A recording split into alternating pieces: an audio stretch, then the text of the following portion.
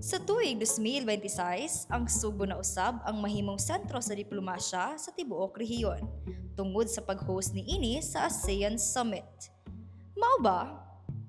Ang ASEAN Summit mao ang pinakataas nga decision-making forum sa Association of Southeast Asian Nations nga gilangkuban sa 11 ka nasod, lakip na ang Pilipinas, Brunei, Cambodia, Indonesia, Laos, Malaysia, Myanmar, Singapore, Thailand, Timor-Leste ug Vietnam. Apan unsa man gyud ang mahitabo ni ining punduka?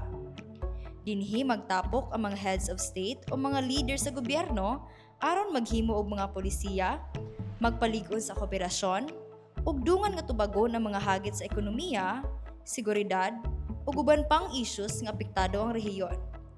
Gawas sa panagtagbo sa mga leader, aduna usay ipahigayon nga mga ministerial meetings, economic forums, ug cultural exchanges.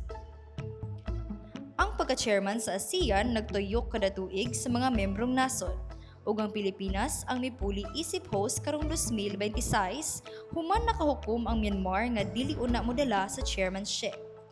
Ug unsa man ang epekto niini kanatong mga Subuanon?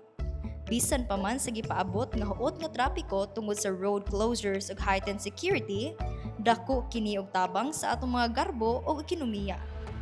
Sa laktod nga pagkasulti, ang ASEAN Summit dili lang basta meeting sa mga politiko. Kini usa-usab kapaagi aron masiguro nga kitang mga taga Southeast Asia magpabiling lig-on, malampuson ug nagkahiusa pinaagi sa gitawag nila og One Vision, One Identity, One Community.